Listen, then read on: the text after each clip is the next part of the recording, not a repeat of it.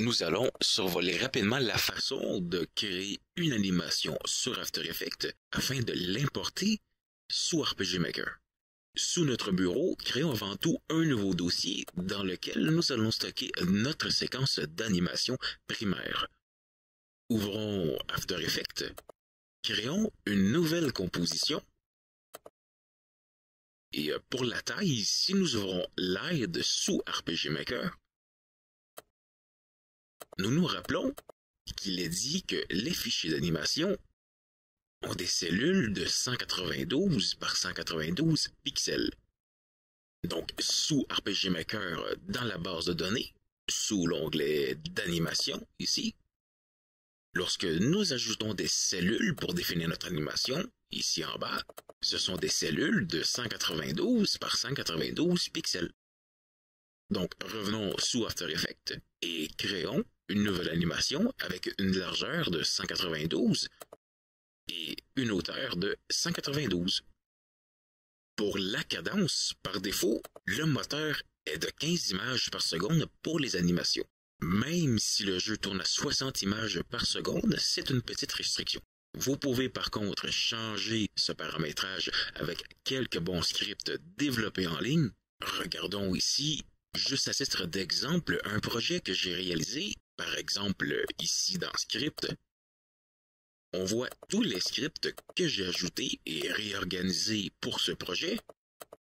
Si nous regardons ici, dans Material Core System, le script Core réalisé par Yanfi. Descendons un peu et nous avons ici, vous voyez la possibilité de redéfinir la résolution du jeu au besoin. Et par exemple, juste en bas ici, de redéfinir le moteur d'animation du jeu. On voit que 4 ici étant par défaut 15 FPS, 3 20 frames par seconde, 2 30 images par seconde, et au maximum 1 qui nous donne 60 images par seconde. 60 images étant des animations très fluides pour le moteur du jeu. Mais bon, dans notre cas, disons que vous ne disposez pas du script de Yanfi, nous allons plutôt utiliser des paramétrages par défaut, donc 15 FPS. Ce sera aussi un peu moins long à réaliser. Donc, sous After Effects, entrons dans cadence 15 frames par seconde. Voilà. Maintenant, eh bien, laissez votre imagination selon les besoins de votre projet. Par exemple, nous désirons une animation de 2 secondes. Notre animation aura donc 30 images. Redéfinissons notre zone de travail à 2 secondes. Voilà. Et réalisons, par exemple, un texte animé rapidement. Écrivons, par exemple, tuto terminé. Et ajoutons une séquence d'animation prédéfinie pour y aller rapidement. Par exemple, dans texte, fondu avant décodeur, pourquoi pas. C'est très simple et rapide. Un peu long, ajustons l'animation pour nos 2 secondes. Voilà. Et ajoutons un peu de flou pour maximiser le potentiel de cette technique. Un flou cross bleu, pourquoi pas.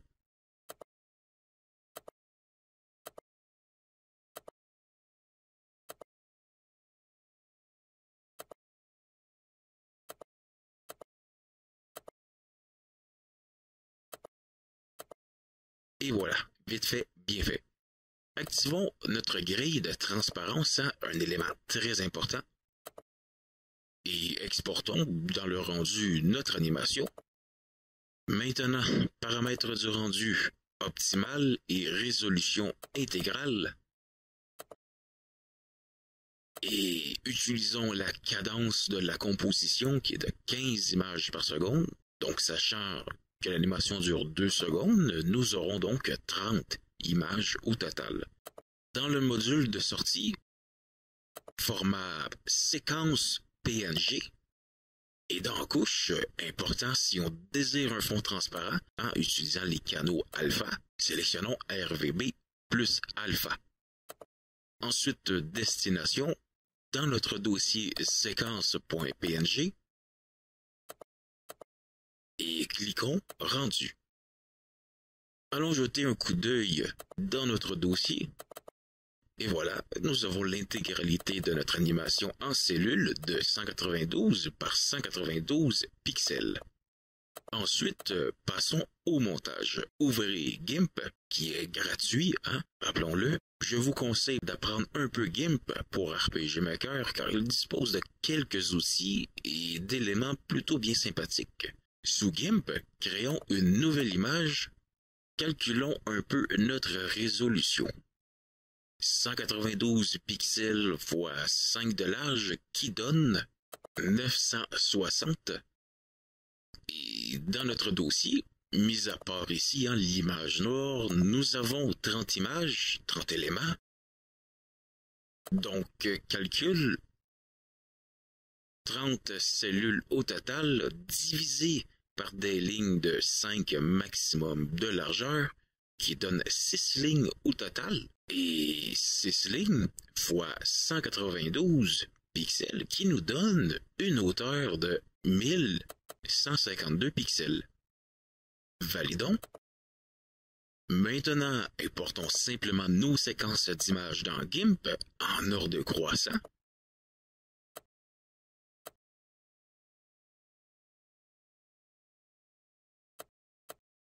Voilà. On peut passer l'arrière-plan en rouge, par exemple, car notre texte est blanc. On verra mieux ainsi. Maintenant, configurons les lignes guides sous l'onglet Images. Configurer la grille. Nous avons des cellules de 192 par 192, rappelons-nous. Et ensuite, dans Affichage, afficher la grille et aligner sur la grille. Ensuite, on désactive tous les calques de cellules. On le fait un à un. Malheureusement, GIMP ne permet pas de désactiver tout d'un coup. À ma connaissance, pour cette version, du moins je ne l'ai pas trouvé. Et ensuite, sélectionnons l'outil de déplacement et repositionnons simplement nos cellules selon la grille définie. Donc, on déplace le premier calque ici. Voilà. On sélectionne ensuite le second et on l'active. On le déplace. On sélectionne le suivant. On l'active. On le déplace encore. On sélectionne le suivant. On l'active. On le déplace. Et répétons cette procédure dans le sens d'un livre. Avançons rapidement les travaux.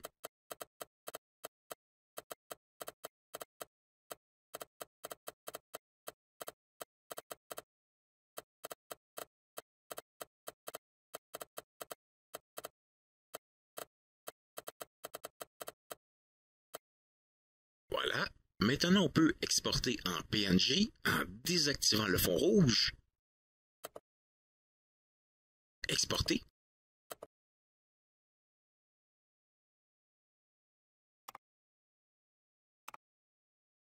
Maintenant, important, dans notre projet d'animation, dans RPG Maker, sous l'onglet Gestionnaire des ressources, sélectionnons le dossier animation, car il s'agit d'une animation. Importer l'animation.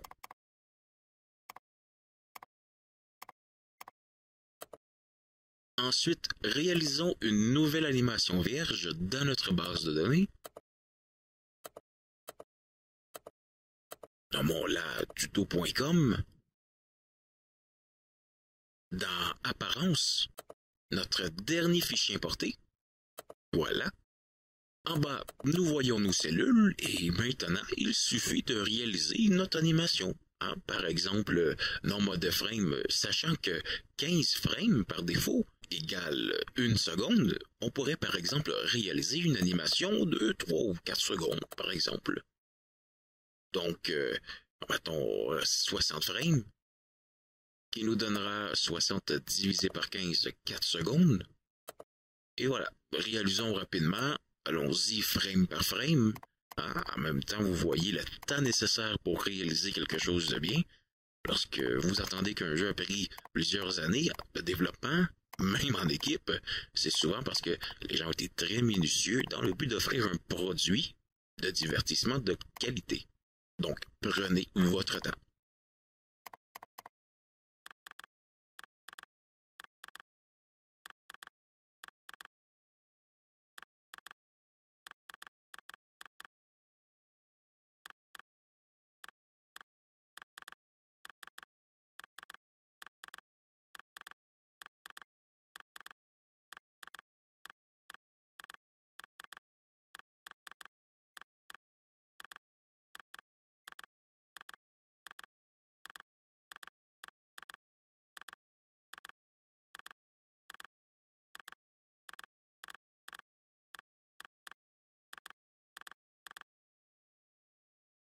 Voilà. Et le moteur interne des animations pour RPG Maker nous permet aussi de modifier et réaliser quelques effets. Hein? On peut aussi ajouter un deuxième apparence ici. Et bon, peaufinons quelques détails rapidement. Le moteur n'est pas très difficile à prendre en main. Il faut faire quelques essais pour comprendre le fonctionnement. Rapidement.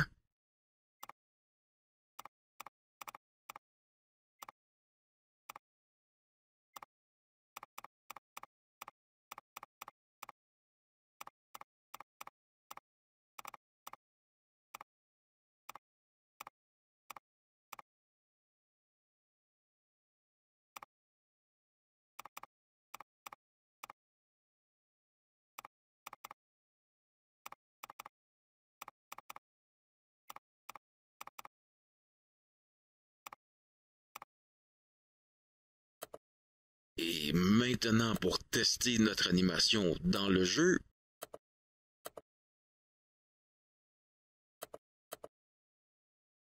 dans un nouvel événement,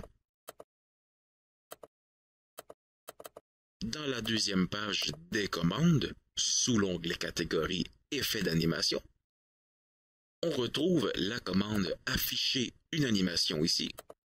On sélectionne tuto.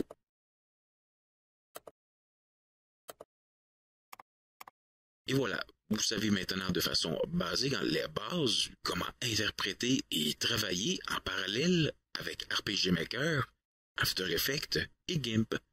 Suivez bien ces procédures, pratiquez-vous et vous pourrez pousser plus loin encore vos limites.